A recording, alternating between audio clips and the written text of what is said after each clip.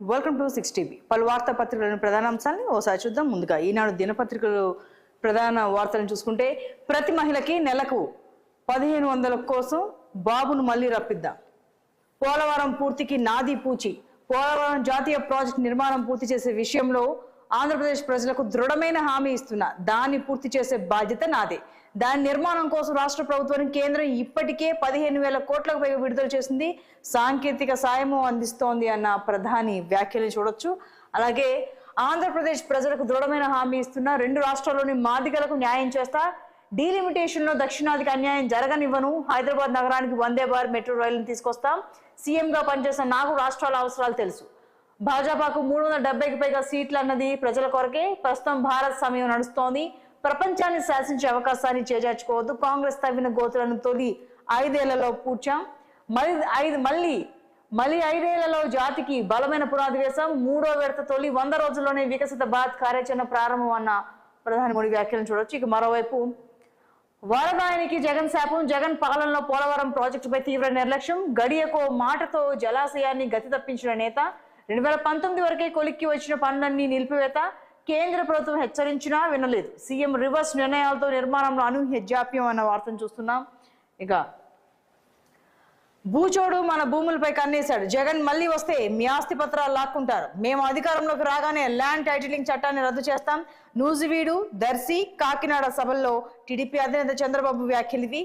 అలాగే బీజేపీ అభ్యర్థి సీఎం రమేష్ పై వైకాపా మూక దాడి. ఆయన్ను తీసుకెళ్తున్న పోలీస్ వాహనంపై రాళ్లు విసిరి బీభత్సం అన్న వార్తను చూడొచ్చు. ఇక మరోవైపు జగన్ మానసిక పరిస్థితి ఆందోళనకరం. సీఎం కు చంద్రబాబు పిచ్చి పట్టుకుంది. పిసిసి అధ్యక్షుడు షర్మిల ఘాటు విమర్శలు అన్న వార్తను కూడా చూడొచ్చు. ఇక మరో వార్తా పత్రికల ప్రధాన అంశాలు చూద్దాం.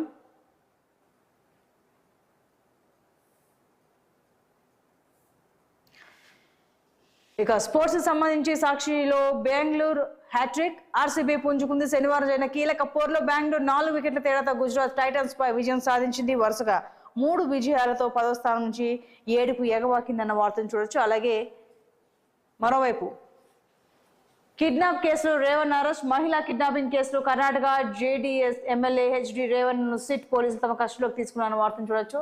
మరోవైపు నిధులు ఇవ్వకుంటే నెగ్గేదెలా, నిధులు ఇస్తేనే ప్రచారం చేసుకుంటా, లేకపోతే టికెట్ తీసుకోండి అని ఒడిశాలో కాంగ్రెస్ కు ఆ పార్టీ అభ్యర్థి సుచిత్ర తేల్చి చెప్పేసిన వ్యాఖ్యలు చూడొచ్చు. ఇక ఆఫ్ఘన్ రాయబారి గోల్డ్ స్మగ్లింగ్. 25 కిలోల బంగారాన్ని అక్రమ రవాణా చేస్తూ ముంబైలో పట్టుబడిన ఆఫ్ఘన్ దౌత్యవేత్త జకియా తన పదవికి రాజీనామా చేశారు అన్న వార్తను చూడొచ్చు. ఇక మరోవైపు డీప్ ఫేక్ వీడియో సృష్టికర్త అరెస్ట్. కేంద్ర హోంమంత్రి అమిత్ షా ప్రసంగాన్ని డీప్ ఫేక్ గా సృష్టించిన కాంగ్రెస్ నేత అరుణ్ రెడ్డిని ఢిల్లీ పోలీసులు అరెస్ట్ చేశారు అన్న వార్తను చూడొచ్చు. ఇక మరోవైపు ల్యాండ్ టైటిలింగ్ చట్టం వ్యవహారం. టీడీపీపై ఈసీ కొరడా. దుష్ప్రచారంపై సిఐడి దర్యాప్తు. ప్రజలను భయాందోళనకు గురి చేయడంపై ఈసీ సీరియస్. ఎన్నికల నిబంధనలకు పాతరేస్తున్నారని మండిపాటు. వైఎస్ఆర్సీపీ ఫిర్యాదుతో చర్యలు తీసుకున్న కమిషన్ తక్షణం దీనిపై దర్యాప్తు చేసి నివేదిక ఇవ్వాలన్న ఆదేశం అన్న వార్తను చూస్తున్నాం. ఇక మరోవైపు చంద్రబాబు పచ్చి మోసగాడు. రాజకీయ లబ్ధి కోసం యూటర్న్ తీసుకోవడంలో మొనగాడు. ముస్లిం రిజర్వేషన్లపై చిత్తశుద్ధి ఉంటే మోడీ అమిత్ షాలతో చెప్పించగలడా? మళ్ళీ జగన్ అధికారంలోకి వస్తేనే అది కొనసాగింపు అన్న మజ్లిస్ అధినేత వ్యాఖ్యలను చూడొచ్చు. ఇక మరోవైపు తారాస్థాయికి బాబు ఫ్రస్ట్రేషన్. జగన్ కు ఉరేయాలంటూ నూజివీడు, దర్శి, కాకినాడ ఎన్నికల ప్రజా సభల్లో ప్రజలకు పిలుపు. ముఖ్యమంత్రి మోసగాడు, అహంకారి, సైకో, బందిపోట్లు అంటూ తిట్ల దండకం. ఓటమి ఖాయమని తెలియడంతో సీఎం జగన్ పై దూషణల పర్వం అన్న వార్తను చూస్తున్నాం. ఇక నేడు నీట్, యూజీ, ఎంబీబీఎస్, బీడీఎస్ ఇతర వైద్య విద్య కోర్సులో ప్రవేశాల కోసం నిర్వహించే నీట్ యూజీ 2024ను నేషనల్ టెస్టింగ్ ఏజెన్సీ ఆదివారం నిర్వహించనుంది. దీనికి దేశవ్యాప్తంగా 24 లక్షల మందికి పైగా విద్యార్థులు హాజరు కానున్నారు. మధ్యాహ్నం 2 గంటల నుంచి సాయంత్రం 5 గంటల 20 నిమిషాల వరకు పరీక్ష జరుగుతుంది అన్న వార్తను చూస్తున్నాం. ఇక అవ్వాతాతలకు వందనం. చంద్రబాబు కుట్రలతోనే ఇంటి వద్దకే పెన్షన్ ఆగిపోయింది. జూన్ 4 తర్వాత సీఎం జగన్ ప్రమాణ స్వీకారం చేయగానే యథావిధిగా ఇంటికే పెన్షన్ పంపిణీ అన్న వార్తను చూడొచ్చు. ఇక మరోవైపు ఐరాసాలో జగన్ విజన్. అంతర్జాతీయ వేదికపై రాష్ట్ర ప్రభుత్వ పథకాలను వినిపించిన పశ్చిమ గోదావరి జిల్లా సర్పంచ్ అన్న వార్తను చూస్తున్నాం. ఇక ఐక్యరాజ్య సమితి సదస్సుకు భారత్ నుంచి 3 స్థానిక సంస్థల ప్రజా ప్రతినిధుల హాజరు. ఇక అందులో పశ్చిమ గోదావరి జిల్లా పేకేరు సర్పంచ్ హేమకుమారి కూడా ఒకరు. జగన్ ప్రభుత్వ పథకాలు ఆసరా, 0 వడ్డీ, విద్యా దీవెన పథకాల ప్రస్తావన అన్న వార్తను చూస్తున్నాం. ఇక కళ్ళు గద్దెపై బుద్ధి భూమిలో లాక్కునేవి కాదు ఇచ్చే చేతులివి. సంక్షేమం గీతం అన్న వార్తను చూస్తున్నాం. ఇక మరోవైపు మీ భూమికి భద్రత, హిందూపురం ఎన్నికల ప్రజాసభలో సీఎం జగన్ హామీ, ల్యాండ్ టైటిలింగ్ యాక్ట్ పై చంద్రబాబు దుష్ప్రచారం అన్న వార్తను చూడొచ్చు. ఇక మోడీ సభలో నోరెత్తగలవా, ముస్లిం రిజర్వేషన్ పై చంద్రబాబుకు ముఖ్యమంత్రి వైఎస్ జగన్ సవాల్ అన్న వార్తను కూడా చూస్తున్నాం. ఇక మరో వార్తాపత్రికలోని ప్రధాన అంశాలను చూద్దాం. చించి చెత్తబుట్టలో చీకటి చట్టంతో బానిసలు అవుతాం చంద్రబాబు. ల్యాండ్ టైటిలింగ్ యాక్ట్ కాదు, అది Jagan land grabbing act. Critical company ఆయన బినామీ సంస్థే. పేదలను చంపి రాజకీయ లబ్ధి పొందే కుట్ర. క్లాస్ వార్ అబద్ధం, క్యాష్ కోసం వార్. ఫ్యాన్ రెక్కలు విరవండి, సైకిల్కే పట్టం కట్టండి. ఓటమి భయంతో జగన్ గజ గజ. ప్రజాగాలంలో టీడీపీ అధినేత విసురులు అన్న వార్తను చూస్తున్నాం. మీ ఆస్తుల తనఖాకే ఆ చట్టం అన్న వార్తను కూడా చూడొచ్చు. ఇక మరోవైపు మీ భూమి నా ఇష్టం, టైటిలింగ్ బిల్లులోనే బయటపడ్డ జగన్ స్వరూపం. బ్రహ్మ రాక్షసంగా టైటిల్ బిల్లు తొలి ప్రతి అన్న వార్తను చూడొచ్చు.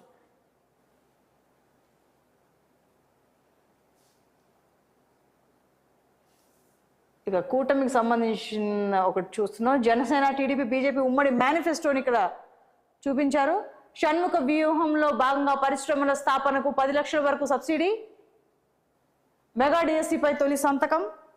వృద్ధాప్య పెన్షన్ 4,000, దివ్యాంగుల పెన్షన్ 6,000, 18 ఏళ్లు నిండిన మహిళకు 1,500, మహిళలకు ఉచిత బస్సు ప్రయాణం, యువతకు 20 లక్షల ఉద్యోగాలు, నిరుద్యోగ భృతి 3,000, తల్లికి వందనం, ఏడాదికి ఒక్కో బిడ్డకు 15,000, ప్రతి ఇంటికి ఉచితంగా ఏడాదికి 3 గ్యాస్ సిలిండర్లు, ప్రతి రైతుకు ఏడాదికి 20,000 పెట్టుబడి, వాలంటీర్లకు గౌరవ వేతనం నెలకు 10,000, ఉచిత ఇసుక, అన్నా క్యాంటీన్ను మళ్లీ ప్రారంభం, భూ హక్కు చట్టం రద్దు.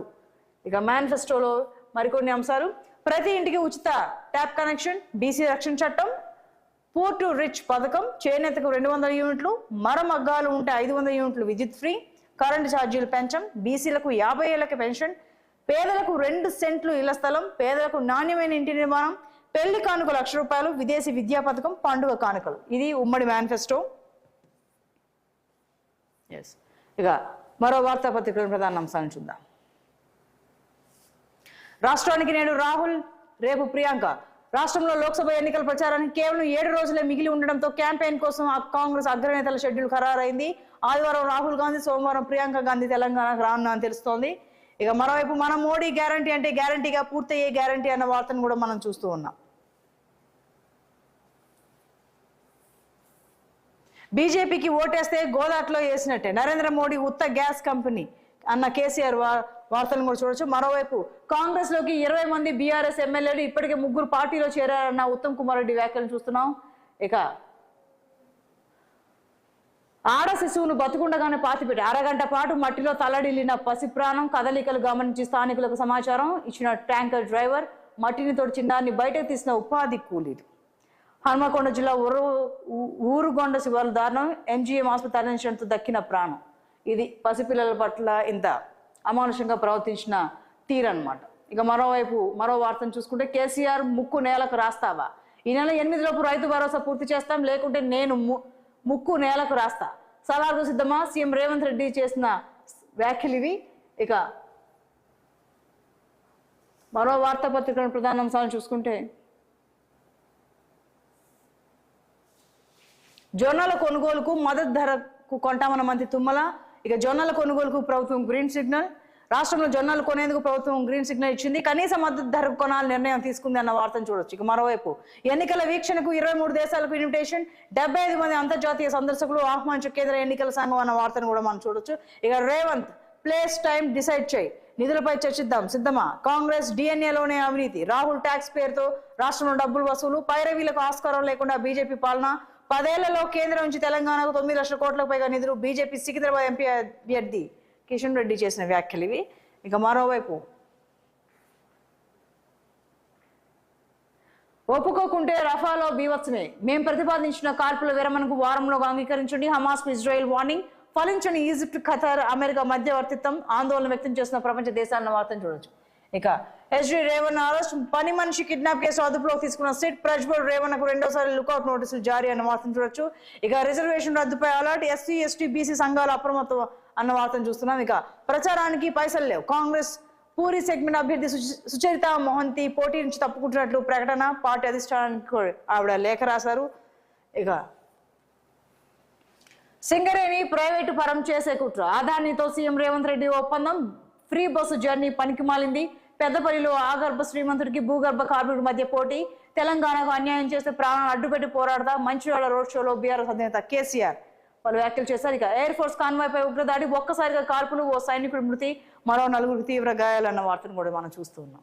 ఎస్ రైట్, ఇవి ఆయా వార్తాపత్రికలోని ప్రధాన అంశాలు. షార్ట్ బ్రేక్ తర్వాత బులెటిన్లను అప్డేట్ చూద్దాం. Keep watching 6